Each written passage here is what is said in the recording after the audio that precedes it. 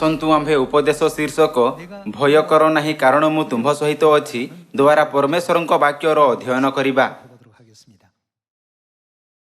परमेश्वरଙ୍କ शक्तिर चमत्कार कार्य घटिबा पई आम्भकु सबुठु अधिक विश्वासर आवश्यकता अछि। परमेश्वरଙ୍କ पवित्र आत्मांकर शक्ति अधिकार एवं प्रतिज्ञा विश्वास बिना पूरण करा जाई परिबो नाही। एथिपई परमेश्वर ताहांकर समस्त प्रिय संतान मानकु कुहंती भय कर नाही मु तुम्भ सहित अछि शक्तिशाली हुओ। परमेश्वर एही शब्द गुडी को सबु परिस्थिति रे दियंती। अविश्वास द्वंद्व दुविधा एवं साहसर अभाव मध्य रे परमेश्वरଙ୍କ कार्य आदव होई परिबो नाही। आसन्तु बाइबल रो भविष्यवाणी सहित यहाकु निश्चित करिबा केबे भय कर नाही। भविष्य सूचक दृष्टिकोण रे एही जुगर सबुठारु बड़ शत्रु हेउछि भय एवं यह आम्भ प्रत्येकଙ୍କ मध्य रे लुचि रहिछि। आम्भे यही शत्रु को परास्त करिबा आवश्यक। जेतेबेले परमेश्वर गिदियोन रो योद्धा माननकु बाछिले परमेश्वर प्रथमे जे माने भयभीत होई थरुथिले से माननकु घर को फेरी जिबाकू अनुमति देले। 32,000 पुरुषଙ୍କ ମଧ୍ୟରୁ केवल 10,000 रहिले, अन्य 22,000 निज घर को फेरी गले। तेबे जेतेबेले 22,000 पुरुष युद्ध को गले सेमानଙ୍କ मानसिकता केमिति थिला? सेमाने भयभीत हेले एवं अन्य लोक माने सेमानଙ୍କ विषय रे कोन भाबिबे से विषय रे अधिक चिंतित थिले। मोर पड़ोसी माने यही युद्ध रे जोग देउछंती, जदि मु उपस्थित हेबि नाही तेबे मु एकुटिया रहि जिबि एवं पड़ोसी रे मोर परिहास करा जिवो नाही कि? एही परी चिंता करुथाई से माने बिना उद्देश्य रे अन्य माननकु अनुसरण कले। जेतेबेले से माने युद्ध क्षेत्र को आसिले शत्रु माननकर शक्तिशाली अस्त्र थिला एवं से माननकर संख्या बहुत थिला, तेणु से माने भयभीत हेले। परमेश्वर आम्भ हृदय को देखंती। जे माने पूर्वरु से माननकर शत्रु माननकु भय करंती से माने कदापि लड़ाई किंबा युद्ध रे जीति परिबे नाही। जदि भय आम्भ को नहीं जाए सही मुहूर्तरु किछि ठीक किंबा अनुकूल देखा जिवो नाही। 3500 वर्ष पूर्वे इस्राएलिय माननक पाखरे जे विश्वासर मानसिकता थिला एवं विश्वासर मानसिकता जहा यही जुगरे स्वर्गीय लोकଙ୍କ पाखरे अछि ताहा एक समान अटे। यार कारण हेउछि तांको एवं आम्भ मध्य रे संपर्क छाई एवं वास्तवता अटे। आसन्तु आम्बे जिहोशूय अध्याय 1 को जिबा। आसन्तु जिहोशूय अध्याय 1 पद 2 को देखिबा।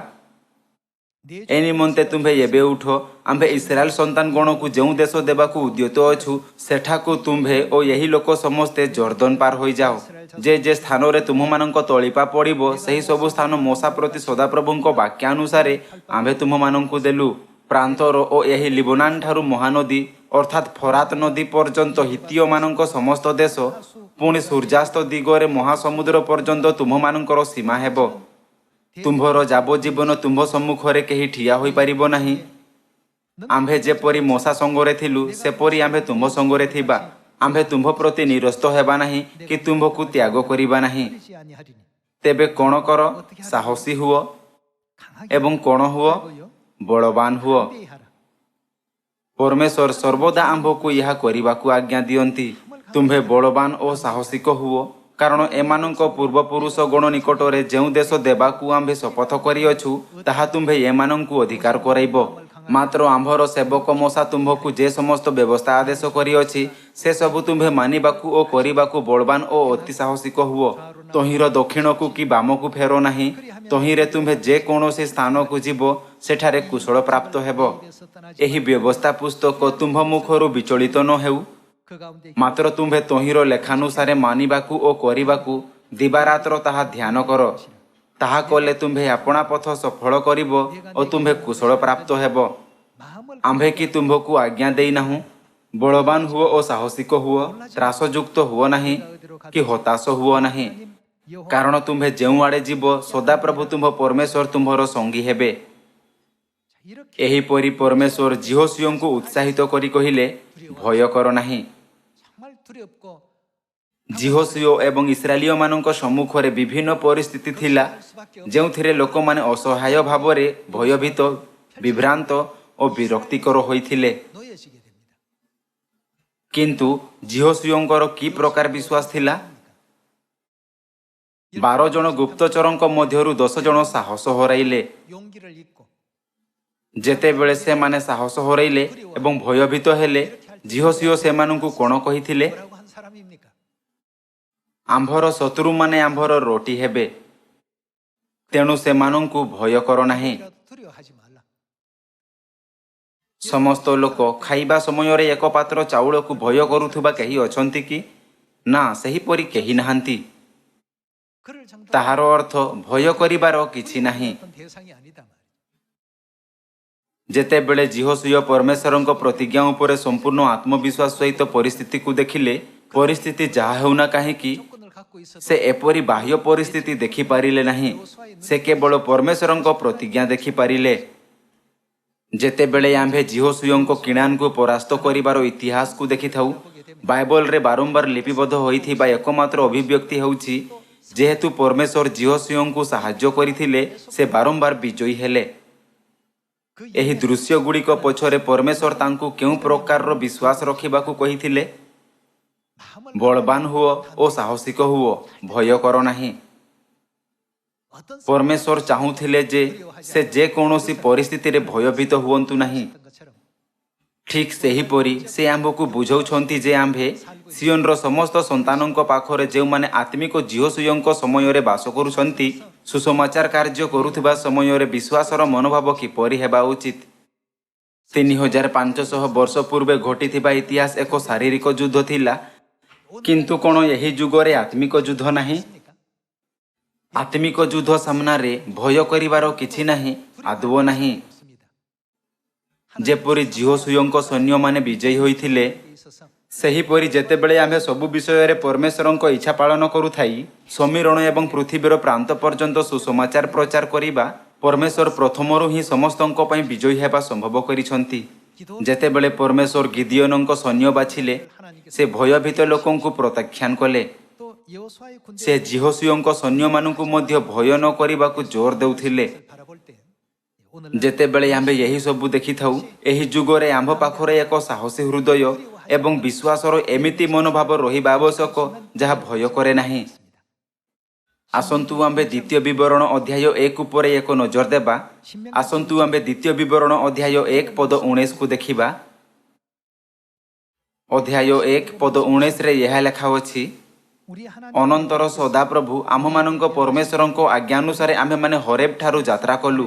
ପୁଣି ଇମୋରୀୟମାନଙ୍କ ପର୍ବତମୟ ଦେଶକୁ ଯିବା ପଥରେ ତୁମେମାନେ ଯେଉଁ ବିସ୍ତୀର୍ଣ୍ଣ ଓ ଭୟଙ୍କର ପ୍ରାନ୍ତର ଦେଖିଲ, ତହିଁର ମଧ୍ୟ ଦେଇ ଯାଇ କାଦେଶ ବର୍ଣ୍ଣେୟରେ ପହଞ୍ଚିଲୁ। କାଦେଶ ବର୍ଣ୍ଣେୟ ସେହି କ୍ଷେତ୍ର ଯାହା କିଣାନ ଦେଶର ପ୍ରାନ୍ତରେ ଅବସ୍ଥିତ। 지역입니다. ସେମାନେ ସେହି ସ୍ଥାନକୁ ଆସିଥିଲେ ଯେଉଁଠାରୁ ସେମାନେ କିଣାନ ଦେଶରେ ପ୍ରବେଶ କରିପାରିବେ। ଆସନ୍ତୁ ଆମ୍ଭେ ପଦ 20 ସହିତ ଜାରି ରହିବା।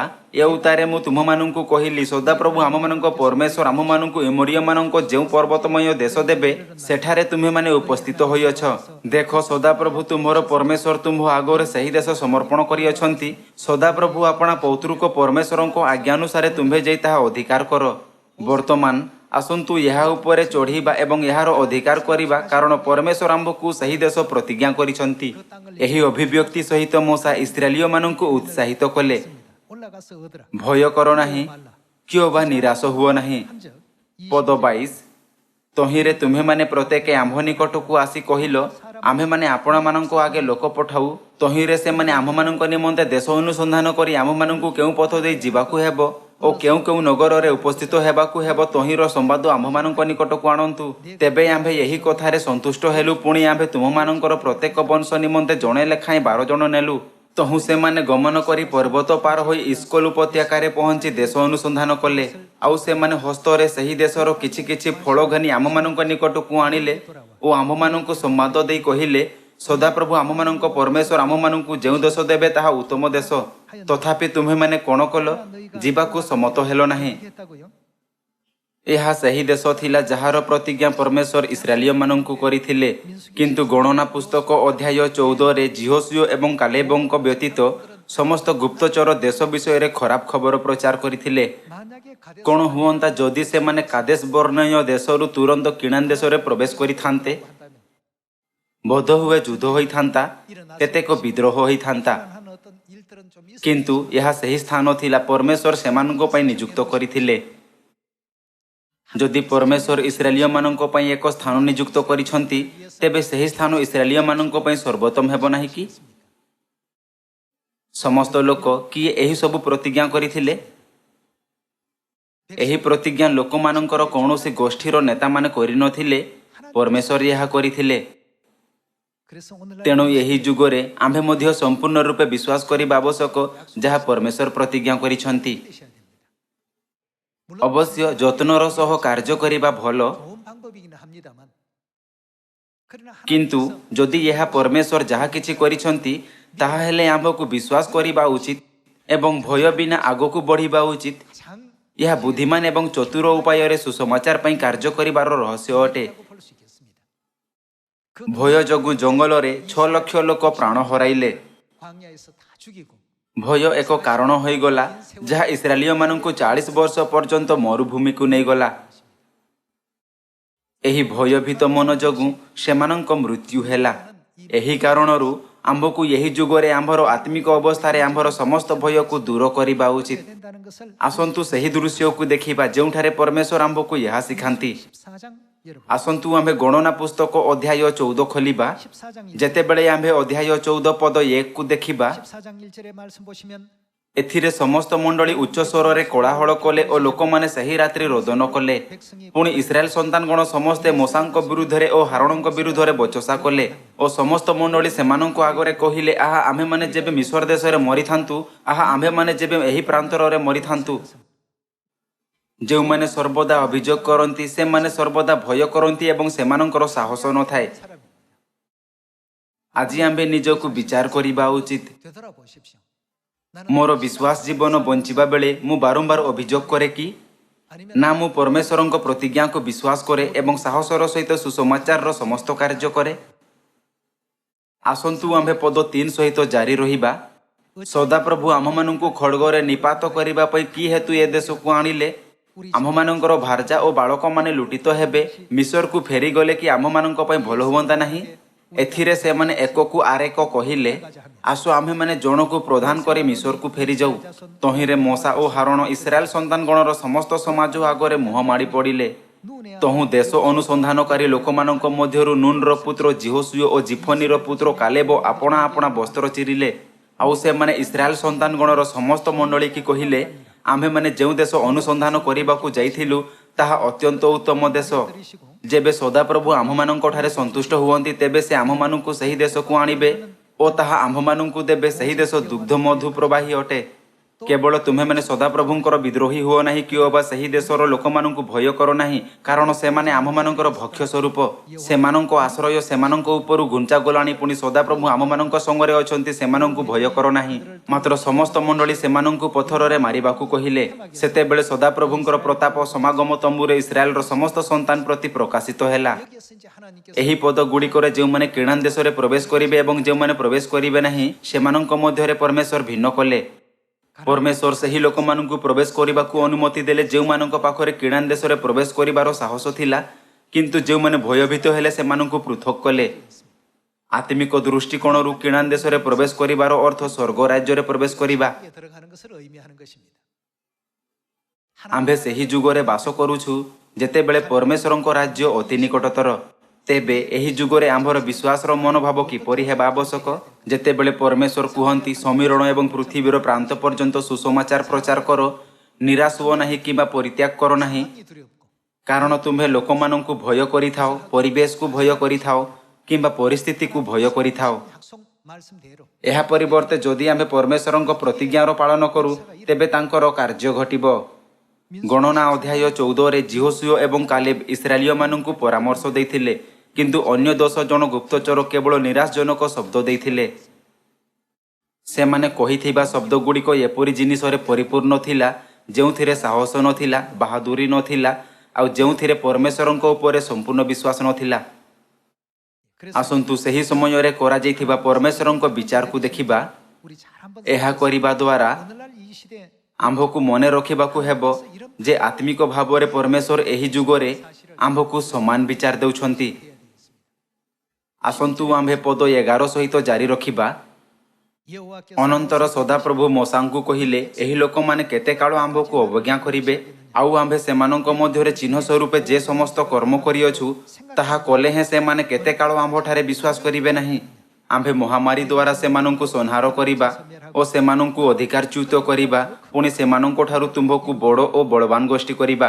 ଏଥିରେ ମୂଷା ସଦାପ୍ରଭୁଙ୍କୁ କହିଲେ, ତେବେ ମିଶ୍ରୀୟ ଲୋକମାନେ ତ ଏହା ଶୁଣିବେ, କାରଣ ତୁମ୍ଭେ ଆପଣା ପରାକ୍ରମ ଦ୍ୱାରା ସେମାନଙ୍କ ମଧ୍ୟରୁ ଏହି ଲୋକମାନଙ୍କୁ ଆଣିଅଛ। ପୁଣି ସେ ଏ ଦେଶ ନିବାସୀମାନଙ୍କୁ ତାହା କହିବେ, ସେମାନେ ଶୁଣିଅଛନ୍ତି ଯେ ତୁମ୍ଭେ ସଦାପ୍ରଭୁ ଏହି ଲୋକମାନଙ୍କ ମଧ୍ୟବର୍ତ୍ତୀ ଅଟ, କାରଣ ତୁମ୍ଭେ ସଦାପ୍ରଭୁ ପ୍ରତ୍ୟକ୍ଷ ଦର୍ଶନ ଦେଉଅଛ ଓ ତୁମ୍ଭ ମେଘ ସେମାନଙ୍କ ଉପରେ ସ୍ଥିର କରୁଅଛି ଓ ତୁମ୍ଭେ ଦିନ ବେଳେ ମେଘସ୍ତମ୍ଭରେ ଓ ରାତ୍ରି ବେଳେ ଅଗ୍ନିସ୍ତମ୍ଭରେ ସେମାନଙ୍କ ଆଗେ ଆଗେ ଗମନ କରୁଅଛ। ବର୍ତ୍ତମାନ ଯେବେ ତୁମ୍ଭେ ଏହି ଲୋକମାନଙ୍କୁ ଏକ ମନୁଷ୍ୟ ତୁଲ୍ୟ ବଧ କରିବ, ତେବେ ଯେଉଁ ଅନ୍ୟ ଦେଶୀୟ ଲୋକମାନେ ତୁମର କୀର୍ତ୍ତିର କଥା ଶୁଣୁଅଛନ୍ତି ସେମାନେ କହିବେ, ସଦାପ୍ରଭୁ ଏହି ଲୋକମାନଙ୍କୁ ଯେଉଁ ଦେଶ ଦେବାକୁ ଶପଥ କରିଥିଲେ ସେହି ଦେଶକୁ ସେମାନଙ୍କୁ ଆଣିପାରିଲେ ନାହିଁ, ଏ ହେତୁ ସେ ସେମାନଙ୍କୁ ପ୍ରାନ୍ତରରେ ବଧ କରିଅଛନ୍ତି। ଏବେ ମୁଁ ବିନୟ କରୁଅଛି, ପ୍ରଭୁଙ୍କ ପରାକ୍ରମ ମହାନ ହେଉ ଯେପରି ତୁମ୍ଭେ କହିଅଛ। ସଦାପ୍ରଭୁ କ୍ରୋଧରେ ଧୀର ଓ ଦୟାରେ ପରିପୂର୍ଣ୍ଣ ଓ ଅପରାଧ ଓ ଆଜ୍ଞା ଲଙ୍ଘନର କ୍ଷମାକାରୀ, ତଥାପି ନିତାନ୍ତ ତହିଁର ଦଣ୍ଡଦାତା, ପୁଣି ତୃତୀୟ ଓ ଚତୁର୍ଥ ପୁରୁଷ ପର୍ଯ୍ୟନ୍ତ ସନ୍ତାନଗଣ ଉପରେ ପିତୃଗଣର ଅପରାଧର ପ୍ରତିଫଳଦାତା। ବିନୟ କରୁଅଛି, ତୁମ୍ଭେ ଆପଣା ଦୟାର ମହତ୍ଵ ଅନୁସାରେ ଓ ତୁମ୍ଭେ ଏହି ଲୋକମାନଙ୍କୁ ମିଶରଠାରୁ ଏ ପର୍ଯ୍ୟନ୍ତ ଯେପରି କ୍ଷମା କରିଅଛ, ତଦନୁସାରେ ଏହି ଲୋକମାନଙ୍କର ଅପରାଧ କ୍ଷମା କର। ପଦ 20 କହିଥାଏ, ତହିଁରେ ସଦାପ୍ରଭୁ କହିଲେ, ଆମ୍ଭେ ତୁମର ବାକ୍ୟ ପ୍ରମାଣେ କ୍ଷମା କଲୁ, ମାତ୍ର ଯେବେ ଆମ୍ଭେ ଜୀବିତ ହେଉ ଆଉ ଯେବେ ଏହି ସମସ୍ତ ପୃଥିବୀ ସଦାପ୍ରଭୁଙ୍କ ପ୍ରତାପରେ ପରିପୂର୍ଣ୍ଣ ହେବ, ତେବେ ଏମାନଙ୍କ ମଧ୍ୟରୁ ଯେତେ ଲୋକ ଆମ୍ଭର ପ୍ରତାପ ପୁଣି ମିଶରରେ ଓ ପ୍ରାନ୍ତରରେ କୃତ ଆମ୍ଭର ଚିହ୍ନ ସ୍ୱରୂପ କର୍ମ ଦେଖିଲେ ହେଁ 10 ଥର ଆମ୍ଭର ପରୀକ୍ଷା କରିଅଛନ୍ତି ଓ ଆମ୍ଭର ରବରେ ଅମନୋଯୋଗୀ ହୋଇଅଛନ୍ତି, ସେମାନଙ୍କ ପୂର୍ବପୁରୁଷମାନଙ୍କ ପ୍ରତି ଆମ୍ଭେ ଯେଉଁ ଦେଶ ବିଷୟରେ ଶପଥ କରିଅଛୁ, ନିଶ୍ଚୟ ଏମାନଙ୍କ ମଧ୍ୟରୁ କେହି ସେହି ଦେଶ ଦେଖିପାରିବ ନାହିଁ, କିମ୍ବା ଯେଉଁମାନେ ଆମ୍ଭକୁ ଅବଜ୍ଞା କରିଅଛନ୍ତି ସେମାନଙ୍କ ମଧ୍ୟରୁ କେହି ତାହା ଦେଖିବ ନାହିଁ। ମାତ୍ର ଆମ୍ଭର ସେବକ କାଲେବଠାରେ ଅନ୍ୟ ଆତ୍ମା ଅଛି ଓ ସେ ସମ୍ପୂର୍ଣ୍ଣ ରୂପେ ଆମ୍ଭର ଅନୁଗତ ହୋଇଅଛି। ଏଥିପାଇଁ ସେ ଯେଉଁ ଦେଶକୁ ଯାଇଥିଲା ସେହି ଦେଶରେ ଆମ୍ଭେ ତାହାକୁ ପ୍ରବେଶ କରାଇବା ଓ ତାହାର ବଂଶ ତାହା ଅଧିକାର କରିବେ। ଏହା ହେଉଛି ସେହି ଦୃଶ୍ୟ ଯେଉଁଠାରେ ପରମେଶ୍ୱର କେବଳ ଜିହୋଶୁଆ ଏବଂ କାଲେବଙ୍କୁ କିଣାନ୍ ଦେଶରେ ପ୍ରବେଶ କରିବାକୁ ଅନୁମତି ଦେଇଥିଲେ। ଆସନ୍ତୁ ଆମ୍ଭେ ପଦ 26କୁ ଯିବା। ଅନନ୍ତର ସଦାପ୍ରଭୁ ମୂଷା ଓ ହାରୋନଙ୍କୁ କହିଲେ, ଆମ୍ଭ ବିରୁଦ୍ଧରେ ବଚସା କରୁଅଛି ଏହି ଯେଉଁ ଦୁଷ୍ଟ ମଣ୍ଡଳୀ, ତାହାକୁ ଆମ୍ଭେ କେତେ କାଳ ସହିବା? ଇସ୍ରାଏଲ ସନ୍ତାନଗଣ ଆମ୍ଭ ପ୍ରତିକୂଳରେ ଯେଉଁ ବଚସା କରୁଅଛନ୍ତି ତାହା ଶୁଣିଲୁ। ସେମାନଙ୍କୁ କୁହ, ସଦାପ୍ରଭୁ ଏହି କଥା କହନ୍ତି, ଆମ୍ଭେ ଯେବେ ଜୀବିତ ହେଉ, ତେବେ ତୁମ୍ଭେମାନେ ଆମ୍ଭ କର୍ଣ୍ଣଗୋଚରରେ ଯାହା କହିଅଛ ତାହା ହିଁ ଆମ୍ଭେ ତୁମମାନଙ୍କ ପ୍ରତି କରିବା। ତୁମ୍ଭମାନଙ୍କର ଶବ ଏହି ପ୍ରାନ୍ତରରେ ପଡ଼ିବ। ତୁମ୍ଭମାନଙ୍କ ମଧ୍ୟରେ 20 ବର୍ଷ ଓ ତହିଁରୁ ଅଧିକ ବର୍ଷ ବୟସ୍କ ଲୋକମାନଙ୍କର ସମ୍ପୂର୍ଣ୍ଣ ସଂଖ୍ୟା ଅନୁସାରେ ଗଣିତ ଯେତେ ଲୋକ ତୁମ୍ଭେମାନେ ଆମ୍ଭ ବିରୁଦ୍ଧରେ ବଚସା କରିଅଛ, ଆମ୍ଭେ ତୁମ୍ଭମାନଙ୍କୁ ଯେଉଁ ଦେଶରେ ବାସ କରିବାକୁ ହସ୍ତ ଉଠାଇଅଛୁ, ନିଶ୍ଚୟ ସେହି ଦେଶରେ ଜିଫୁନିର ପୁତ୍ର କାଲେବ ଓ ନୁନର ପୁତ୍ର ଜିହୋଶୁଆ ଛଡ଼ା ତୁମ୍ଭେମାନେ ପ୍ରବେଶ କରିବ ନାହିଁ। ଏହିପରି ଭାବରେ ପରମେଶ୍ୱର ବିଚାର କଲେ। ଜିହୋଶୁଆ ଏବଂ କାଲେବଙ୍କୁ ପରମେଶ୍ୱରଙ୍କ ପ୍ରତିଜ୍ଞା ଉପରେ ବିଶ୍ୱାସ ଥିଲା ଏବଂ ଇସ୍ରାଏଲୀୟମାନଙ୍କୁ ପରମେଶ୍ୱରଙ୍କ ଇଚ୍ଛା କହିବା ସ୍ଥାନରେ ଠିଆ ହେବାର ସାହସ ଥିଲା। ଅନ୍ୟପଟେ ଅନ୍ୟ 10 ଜଣ ଗୁପ୍ତଚର ପରମେଶ୍ୱରଙ୍କ ପ୍ରତିଜ୍ଞା ଏବଂ ତାଙ୍କ ଶକ୍ତି ଅବମାନନା କଲେ। ଯେହେତୁ ତାଙ୍କ ଆଗରେ ଭୟ ଓ ଆତଙ୍କ ଥିବାରୁ ସେମାନେ କହିଥିଲେ, ଓ ଆମ୍ଭେ ସମସ୍ତେ ବିନଷ୍ଟ ହେବା। ଆମ୍ଭର ଶତ୍ରୁମାନେ ବହୁତ ଉଚ୍ଚ ଅଟନ୍ତି ଏବଂ ଆମ୍ଭେ ପଙ୍ଗପାଳ ପରି।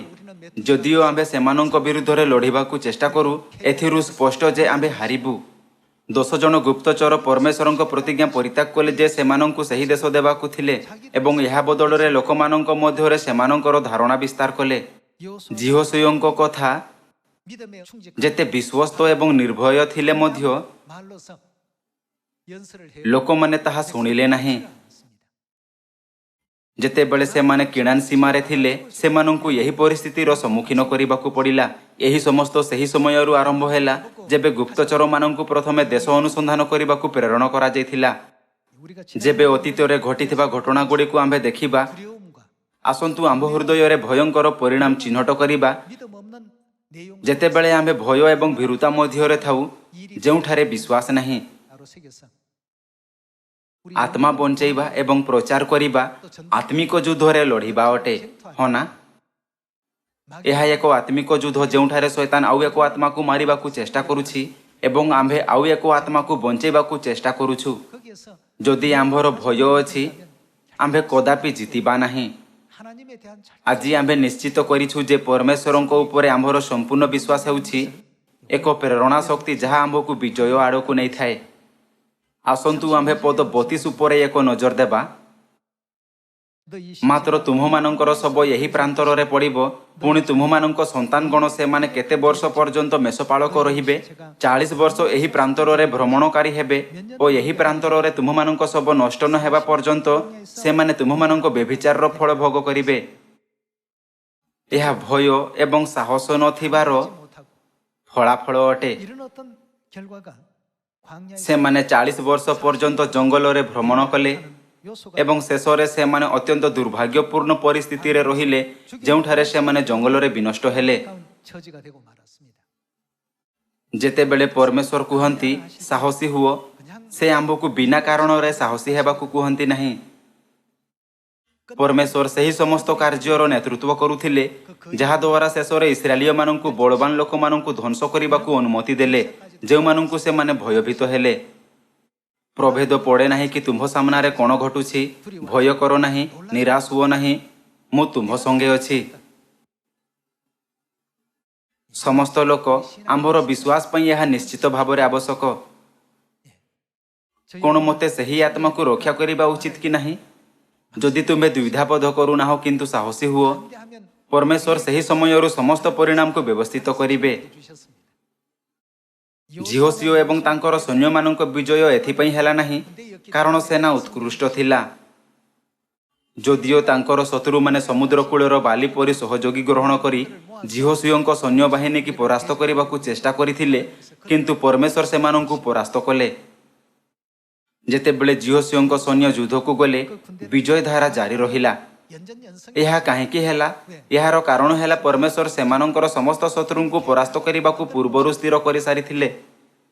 ଆସନ୍ତୁ ଆମ୍ଭେ ଜିହୋସିଓ ଅଧ୍ୟାୟ 10 ପଦ 6 ଉପରେ ଏକ ନଜର ଦେବା। ଅଧ୍ୟାୟ 10 ପଦ 6ରେ ଏହା ଲେଖା ଅଛି, ଏଥିରେ ଗିବିଓନୀୟ ଲୋକମାନେ ଗିଲଗାଲ ସ୍ଥିତ ଛାଉଣୀକୁ ଜିହୋସିଓଙ୍କ ନିକଟକୁ କହି ପଠାଇଲେ, ତୁମ୍ଭେ ଆପଣାର ଏହି ଦାସମାନଙ୍କଠାରୁ ଆପଣା ହାତ କାଢ଼ି ନ ନିଅ, ଶୀଘ୍ର ଆମମାନଙ୍କ ନିକଟକୁ ଆସ, ଆମ୍ଭମାନଙ୍କୁ ଉଦ୍ଧାର କର ଓ ଆମମାନଙ୍କର ଉପକାର କର, କାରଣ ପର୍ବତ ନିବାସୀ ଇମୋରୀୟମାନଙ୍କ ସମସ୍ତ ରାଜା ଆମମାନଙ୍କ ବିରୁଦ୍ଧରେ ଏକତ୍ର ହୋଇଅଛନ୍ତି।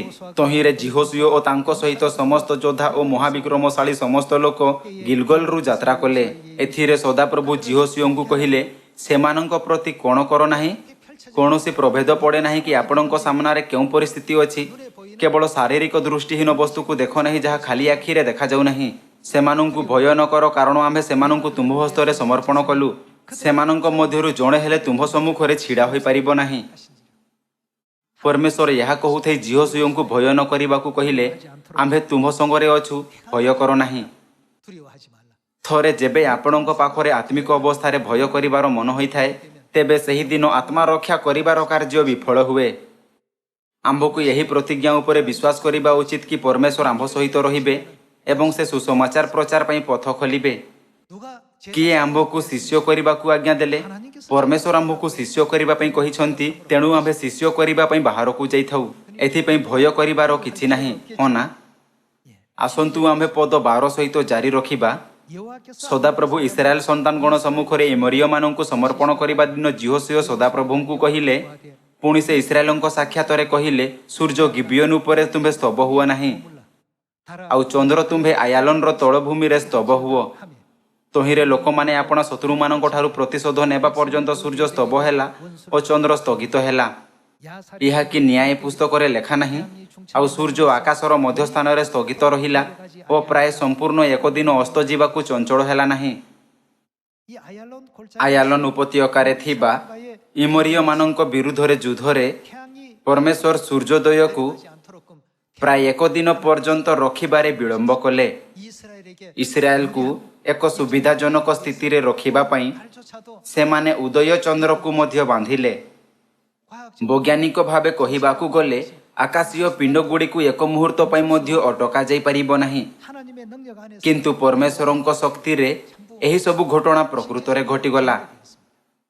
ସୂର୍ଯ୍ୟ ଲମ୍ବା ସମୟ ପର୍ଯ୍ୟନ୍ତ ଅସ୍ତ ହେଲା ନାହିଁ ଏବଂ ଚନ୍ଦ୍ର ଉଦୟ ହେଲା ନାହିଁ ଯେବେ ତାହାକୁ ଉଦୟ ହେବାର ଥିଲା। ଏହି ସମସ୍ତ କାର୍ଯ୍ୟ କରି ଇସ୍ରାଏଲୀୟମାନଙ୍କୁ କିଏ ସାହାଯ୍ୟ କରୁଥିଲେ? 누구셨습니까? ସେ ଆମର ପରମେଶ୍ୱର ଥିଲେ। 이십니다. ଏହା ଦୁନିଆର ଦୃଷ୍ଟିକୋଣରେ ହାସ୍ୟାସ୍ପଦ ଅଟେ। ଏହା ଏକ ଅକଳ୍ପନୀୟ ପରିସ୍ଥିତି ଅଟେ। 그런 ସେ ହେଉଛନ୍ତି ଆମର ପରମେଶ୍ୱର, ଯିଏ ଆମକୁ ଜିତେଇବା ପାଇଁ ଏପରି ପରିସ୍ଥିତି ସୃଷ୍ଟି କରିପାରନ୍ତି ଯାହାଦ୍ୱାରା ଆମେ ଗୌରବାନ୍ୱିତ ହୋଇପାରିବା। 그렇게 하십니까? ତେଣୁ 하나님이십니다. କ'ଣ କରିବାକୁ ହେବ ତାହା ନ ଜାଣି ଆମକୁ ଭୟଭୀତ କିମ୍ବା ନିରାଶ ହେବାର ଆବଶ୍ୟକତା ନାହିଁ। 이 세계 ଆମ୍ଭକୁ କେବଳ ଏହି ଜଗତର ସ୍ଥିତି ଏବଂ ଭୌତିକ ଦୃଶ୍ୟମାନ ବସ୍ତୁକୁ ଦେଖୁଥାଇ ଏଣେ ତେଣେ ଭ୍ରାନ୍ତ ହେବାର ଆବଶ୍ୟକତା ନାହିଁ। 필요가 없다는 것입니다. ଆସନ୍ତୁ ଅଧ୍ୟାୟ 10 ପଦ 41କୁ ଯିବା। ପୁଣି ଜିହୋଶୁୟ କାଦେଶ ବର୍ଣ୍ଣୟ ଠାରୁ ଘୋଷା ପର୍ଯ୍ୟନ୍ତ ସେମାନଙ୍କୁ ଓ ଗିବିୟନ ପର୍ଯ୍ୟନ୍ତ ଗୋସନର ସମସ୍ତ ଦେଶ ପରାସ୍ତ କଲେ। ପୁଣି ଜିହୋଶୁୟ ଏହି ସମସ୍ତ ଦେଶ ଓ ରାଜାଗଣକୁ କ'ଣ କଲେ? ଏକାବେଳେ ହସ୍ତଗତ କଲେ। 왕들과 କାରଣ ସଦାପ୍ରଭୁ ଇସ୍ରାଏଲର ପରମେଶ୍ୱର ଇସ୍ରାଏଲ ପକ୍ଷରେ ଯୁଦ୍ଧ କଲେ। 취했더라 하고 했습니다. ପରମେଶ୍ୱର ତାଙ୍କୁ ସମ୍ପୂର୍ଣ୍ଣ ସାହାଯ୍ୟ କଲେ। ଭୟ କର ନାହିଁ, ନିରାଶ ହୁଅ ନାହିଁ, ସାହସୀ ହୁଅ। 대하라. ଏହା ପରମେଶ୍ୱରଙ୍କ ଏକମାତ୍ର ଇଚ୍ଛା ଥିଲା। 그것뿐이었습니다. ଆସନ୍ତୁ ଆମ୍ଭେ ଅଧ୍ୟାୟ 11 ପଦ 1 ଦେଖିବା। ଏଥି ଉତ୍ତାରେ ହାସରର ରାଜା ଜାବିନ୍ ସେହି ବିଷୟ ଶୁଣନ୍ତେ ସେ ମାଦନର ରାଜା ଜୋବବ ଓ ସିମ୍ରୋନର ରାଜା ଅକ୍ସଫର ରାଜା ନିକଟକୁ, ପୁଣି ଉତ୍ତର ଦେଶୀୟ ପର୍ବତରେ ଓ କିନ୍ନେରତର ଦକ୍ଷିଣସ୍ଥ ପଦାଭୂମିରେ ଓ ତଳଭୂମିରେ ଓ ପଶ୍ଚିମସ୍ଥ ଦୋର ନାମକ ଉପପର୍ବତରେ ଥିବା ରାଜାଗଣ ନିକଟକୁ, ଅର୍ଥାତ୍ ପୂର୍ବ ଓ ପଶ୍ଚିମ ଦେଶୀୟ କିଣାନୀୟମାନଙ୍କ ଓ ଇମରୀୟମାନଙ୍କ ଓ ହିତୀୟମାନଙ୍କ ଓ ପରିସୀୟମାନଙ୍କ ଓ ପର୍ବତସ୍ଥ ଜିବୁସୀୟମାନଙ୍କ ଓ ହର୍ମୋନର ଅଧସ୍ଥିତ ମିସ୍ପା ଦେଶୀୟ ହିବିୟମାନଙ୍କ ନିକଟକୁ ଲୋକ ପଠାଇଲେ। ତହିଁରେ ସେମାନେ ଆପଣ ଆପଣ ସୈନ୍ୟ ସହିତ ଅପାର ଲୋକ ସମୁଦ୍ର ତୀରସ୍ଥ ବାଲୁକା ତୁଲ୍ୟ ଲୋକାରଣ୍ୟ ହୋଇ ଅନେକ ଅନେକ ଅଶ୍ବ ଓ ରଥ ସଙ୍ଗେ ନେଇ ବାହାର ହେଲେ। ପୁଣି ଏ ସମସ୍ତ ରାଜା ଏକତ୍ର ମିଳିଲେ ଓ ଇସ୍ରାଏଲ ସହିତ ଯୁଦ୍ଧ କରିବା ପାଇଁ ଆସି ମେରମ୍ ନାମକ ଜଳାଶୟ ନିକଟରେ ଏକତ୍ର ଛାଉଣି ସ୍ଥାପନ କଲେ। 여러분 상황을 ସମସ୍ତ ଲୋକ ପରିସ୍ଥିତିକୁ କେବଳ କଳ୍ପନା କରନ୍ତୁ। 대단한 ଶତ୍ରୁର ସହଯୋଗୀ ବାହିନୀ କେତେ ଶକ୍ତିଶାଳୀ ଥିଲେ। ଇସ୍ରାଏଲ ସେନାଙ୍କ ଦୃଷ୍ଟିକୋଣରୁ ଯଦି ଆପଣ ଏହି ପରିସ୍ଥିତିରେ ଥାନ୍ତେ, ତେବେ ଆପଣଙ୍କୁ କିପରି ଅନୁଭବ ହୁଅନ୍ତା? 세력을 가지고 ଶତ୍ରୁମାନେ ଏପରି ଚୁକ୍ତି କରନ୍ତି 대기하고 ଏବଂ ସେମାନେ ଆମ୍ଭକୁ ବହୁତ ଶକ୍ତି ସହିତ ବିରୋଧ କରିବାକୁ ଠିଆ ହୁଅନ୍ତି। କ'ଣ ଆପଣଙ୍କୁ ଭୟ ଲାଗିବ ନାହିଁ? କିନ୍ତୁ ଯେତେବେଳେ ପରମେଶ୍ୱର ସୁଫ ସମୁଦ୍ରକୁ ବିଭକ୍ତ କଲେ, ଇସ୍ରାଏଲୀୟମାନେ ପରମେଶ୍ୱରଙ୍କ କାର୍ଯ୍ୟକୁ ଦେଖିଥିଲେ। ସେମାନେ ମିଶର ଉପରେ ଆସିଥିବା 10ଟି ବିପତ୍ତିକୁ ମଧ୍ୟ ଦେଖିଥିଲେ। 그리고 ଏହା ବ୍ୟତୀତ ସେମାନେ ଅନୁଭବ କରିଥିଲେ ଯେ ଯେତେବେଳେ ବି ଯୁଦ୍ଧ ହୁଏ, ପରମେଶ୍ୱର ସର୍ବଦା ତାଙ୍କ ସହିତ ଥାନ୍ତି ଏବଂ ସେମାନେ ବିଜୟୀ ହୁଅନ୍ତି। 그러나 ସେହି ସମୟରେ 많고 କେବଳ ଘୋଡ଼ା ଓ ରଥ ନଥିଲା, 심히 ବରଂ ଘୋଡ଼ା ଓ ରଥ ସଂଖ୍ୟା ବହୁତ ଅଧିକ ଥିଲା। 작 없이 패배하겠구나 할 생각이 ଇସ୍ରାଏଲୀୟମାନେ ହୁଏତ ସେହି ଯୁଦ୍ଧ ପାଇଁ ରଣକୌଶଳ ଭାବରେ ଚିନ୍ତା କରିପାରିଥାନ୍ତେ, ଆମ୍ଭେ ଅସହାୟ ଭାବରେ ପରାସ୍ତ ହେବା। 이라는 것이 କ'ଣ ଏପରି ବାତାବରଣରେ ଭୟ ସୃଷ୍ଟି ହୁଏ ନାହିଁ? କିନ୍ତୁ ପରମେଶ୍ୱର କହିଛନ୍ତି, କେବଳ ଶାରୀରିକ ଭାବେ କୌଣସି ପରିସ୍ଥିତିକୁ ଦେଖି ଭୟ କର ନାହିଁ। ସେହିପରି ଭାବରେ ଯେତେବେଳେ ଆମ୍ଭେ ସୁସମାଚାର ପ୍ରଚାର କରୁ, ଅନେକ ଥର ଆମ୍ଭେ କେବଳ ବାହ୍ୟ ପରିସ୍ଥିତି ଏବଂ ଭୌତିକ ପରିବେଶକୁ ଦେଖି ହତାଶ ହୋଇ 복음을 전하지 못하고 ସୁସମାଚାର ପ୍ରଚାର କରିବାରେ ବିଫଳ ହୋଇଥାଉ। 이제 어리석음에 놓일 때가 참 많습니다. ଆମ୍ଭେ ଆମର ସ୍ଥିତିର ତୁଳନା ସେହି ସ୍ଥିତି ସହିତ କରିବା ଉଚିତ ଯାହାର ଇସ୍ରାଏଲ ସେନା ସମ୍ମୁଖୀନ କରିଥିଲେ। ଆସନ୍ତୁ ଆମ୍ଭେ ପଦ 6 ସହିତ ଜାରି ରଖିବା। ତହୁଁ ସଦାପ୍ରଭୁ ଜିହୋଶୁୟଙ୍କୁ କହିଲେ, ସେମାନଙ୍କ ସମ୍ମୁଖରେ ଭୀତ ନ ହୁଅ, କାରଣ କାଲି ଏହି ସମୟରେ ଆମ୍ଭେ ସେମାନଙ୍କୁ ଇସ୍ରାଏଲ ସମ୍ମୁଖରେ ହତ କରି ସମର୍ପଣ କରିବା। ତୁମ୍ଭେ ସେମାନଙ୍କ ଅଶ୍ୱଗଣର ପାଦଶିରା କାଟିବ 그들의 말 ଓ ସେମାନଙ୍କ ରଥ ସବୁ ଅଗ୍ନିରେ ଦଗ୍ଧ କରିବ। 그 병거를 살으라. ପୁଣି ଜିହୋଶୁୟ ଓ ସମସ୍ତ ଯୋଦ୍ଧା ମେରମ୍ ଜଳାଶୟ ନିକଟରେ ହଠାତ୍ ସେମାନଙ୍କ ବିରୁଦ୍ଧରେ ଆସି ସେମାନଙ୍କୁ ଆକ୍ରମଣ କଲେ। 여호와 ତହିଁରେ ସଦାପ୍ରଭୁ ସେମାନଙ୍କୁ ଇସ୍ରାଏଲ ହସ୍ତରେ ସମର୍ପଣ କରନ୍ତେ 격파하고 ସେମାନେ ସେମାନଙ୍କୁ ଆଘାତ କଲେ ଓ ମହାସିଦୋନ ଓ ମିଶ୍ରଫତ୍ ପର୍ଯ୍ୟନ୍ତ ମଇମ୍ ଆଉ ପୂର୍ବ ଦିଗରେ ମିସ୍ପେର ମଧ୍ୟସ୍ଥଳୀ ପର୍ଯ୍ୟନ୍ତ ସେମାନଙ୍କୁ ଘଉଡ଼ାଇ ନେଲେ। ପୁଣି ସେମାନଙ୍କର କେହି ଅବଶିଷ୍ଟ ନ ରହିବା ପର୍ଯ୍ୟନ୍ତ ସେମାନଙ୍କୁ ସଂହାର କଲେ। 전술이 있고 ଶତ୍ରୁମାନଙ୍କ ପାଖରେ ଯୁଦ୍ଧରେ ଜିତିବା ପାଇଁ ରଣନୀତି ଏବଂ ସେମାନଙ୍କର ନିଜସ୍ୱ ଯୋଜନା ରହିଥିବ। ମାତ୍ର ସେମାନଙ୍କର ଯୋଜନା ଯାହା ହେଉ, ପରମେଶ୍ୱର ସେମାନଙ୍କୁ କିଛି ନାହିଁ ଭାବେ ଅକର୍ମଣୀୟ କଲେ। ଭୟ କର ନାହିଁ, କାରଣ ମୁଁ ତୁମ୍ଭ ସହିତ ଅଛି। ମୁଁ ସୁଫ ସମୁଦ୍ରକୁ ଭାଗ କରିଥିବା ବ୍ୟକ୍ତି ନୁହେଁ କି? ମୁଁ 40 ବର୍ଷ ଧରି ସ୍ୱର୍ଗରୁ ମାନା ବର୍ଷା କରୁଥିବା ବ୍ୟକ୍ତି ନୁହେଁ କି? ଆଜି ଆସନ୍ତୁ ଆମ୍ଭେ ଆପଣା ହୃଦୟରେ ପରମେଶ୍ୱରଙ୍କ ସ୍ୱର ରଖିବା, ଯେ କୁହନ୍ତି ଭୟ କର ନାହିଁ, ନିର୍ଭୀକ ହୁଅ। 두도록 합시다. ଜିହୋଶୁୟ ଇସ୍ରାଏଲୀୟମାନଙ୍କୁ ସେହି ଦେଶକୁ ନେଇଗଲେ ଯାହା ପରମେଶ୍ୱର ପ୍ରତିଜ୍ଞା କରିଥିଲେ, 했고 ଏବଂ ଇସ୍ରାଏଲୀୟମାନଙ୍କୁ ମଧ୍ୟ ସେମାନଙ୍କ ଗୋଷ୍ଠୀ ଅନୁଯାୟୀ କିଣାନ୍ ଦେଶ ଦିଆଗଲା। 분배받는 ଏପରି ଅନୁଗ୍ରହକାରୀ କାର୍ଯ୍ୟ ଆଉ ଘଟିବ ନାହିଁ କି? 이루어지고 있지 않습니까? ଆମ୍ଭେ ମଧ୍ୟ ଶୀଘ୍ର ଆମର ଅନନ୍ତ ଘର ସ୍ୱର୍ଗ ରାଜ୍ୟକୁ ଫେରିବା। 장 가운데 있습니다. 그 ଯେତେବେଳେ ସ୍ୱର୍ଗରେ ପ୍ରବେଶ କରିବା ପୂର୍ବରୁ ଏହିପରି ପରିସ୍ଥିତି ଘଟେ, 어떤 믿음으로 ଆମ୍ଭର ବିଶ୍ୱାସ କିପରି ହେବା ଉଚିତ ଏବଂ ଆମ୍ଭକୁ କିପରି ପରମେଶ୍ୱରଙ୍କ ପ୍ରତିଜ୍ଞା ଉପରେ ଦୃଢ଼ ରହିବା ଉଚିତ? 할 것인지 ପୁନର୍ବାର ଆସନ୍ତୁ ଏହି ଶିକ୍ଷାକୁ ଆପଣା ହୃଦୟରେ ଜାଗ୍ରତ କରିବା, ଯାହାଦ୍ୱାରା ଆମ୍ଭେ ପରମେଶ୍ୱରଙ୍କ ପ୍ରତିଜ୍ଞା ଉପରେ ବିଶ୍ୱାସ କରିପାରିବା ଏବଂ ଏହା ଉପରେ ଆମର ବିଶ୍ୱାସ କେବେ ହରାଇବା ନାହିଁ କି ପରମେଶ୍ୱର ଆମ୍ଭ ସହିତ ଅଛନ୍ତି। ମୋତେ ଆଶା ଅଛି ଯେ ଆମ୍ଭେ ଆମ୍ଭର ହଜିଯାଇଥିବା ଭାଇ ଓ ଭଉଣୀମାନଙ୍କୁ ଶୈତାନର ହାତରୁ ଉଦ୍ଧାର କରିବା, ସେମାନଙ୍କୁ ମୁକ୍ତ କରିବା ଏବଂ ଅନୁତାପ ଆଡ଼କୁ ଆଗେଇ ନେବା ପାଇଁ ସାହସୀ ହେବା, ଯାହାଦ୍ୱାରା ଅନନ୍ତ ଘର ସ୍ୱର୍ଗ ରାଜ୍ୟରେ ଏକ ସଙ୍ଗରେ ଫେରିବାର ଅନୁଗ୍ରହ ଆମ୍ଭ ସହିତ ରହିପାରେ। ଏହାଦ୍ୱାରା ମୁଁ ଏହି ଉପଦେଶ ଶେଷ କରିବାକୁ ଚାହେଁ। ଆପଣଙ୍କ ବହୁତ ବହୁତ ଧନ୍ୟବାଦ।